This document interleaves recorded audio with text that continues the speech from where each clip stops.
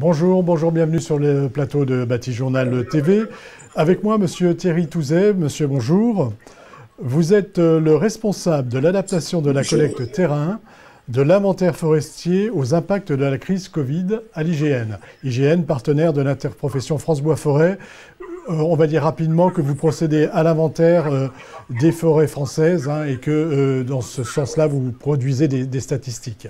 Mais là, on va s'intéresser à la crise Covid et je vais vous demander un peu comment votre organisation a géré cette crise. En fait, tout de suite après le discours du président, donc il y a eu un arrêt total des agents sur le terrain le 16 mars, si mes souvenirs sont bons. Et là, il y a eu, en fait, les agents ont été prévenus le dimanche pour arrêter. Et donc, on a stoppé complètement l'activité pendant 8 semaines. C'était la première phase et vous avez repris ensuite, ces 8 semaines, vous vous en êtes servi pour mettre en place une nouvelle organisation ? Oui, tout à fait, en fait. Il y a eu une cellule de crise qui a été mise en place à l'IGN. Après, avec des groupes de travail, en fait, qui dépendaient de cette cellule de crise et dont un groupe de travail pour organiser les missions de terrain.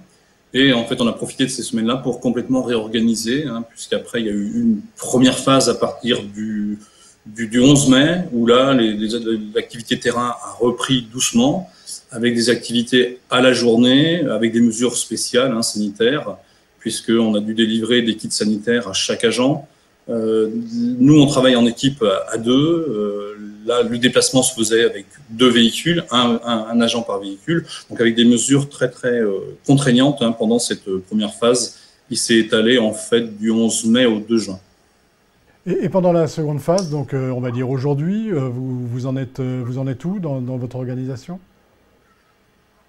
Alors, après, il y a eu des phases d'assouplissement, là aussi, qui étaient liées aux nouvelles mesures gouvernementales, aux assouplissements gouvernementaux, puisque on avait après, nous, des soucis surtout sur l'hébergement, puisque, en fait, nos activités de terrain nécessitent un hébergement et des déplacements à la semaine. Donc, à partir du 2 juin, on a pu, en fait, là, utiliser les hébergements qui étaient disponibles, essentiellement des hôtels et des gîtes.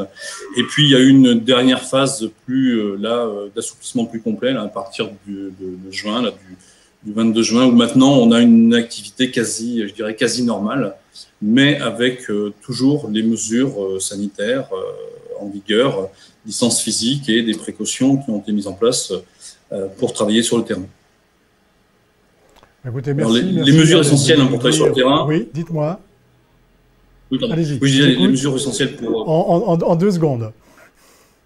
Oui, alors très rapidement, en fait, ce qu'on a dû faire, c'était par exemple doubler tout le matériel pour que chaque agent ne puisse toucher que un matériel, alors qu'avant il s'échangeait le matériel.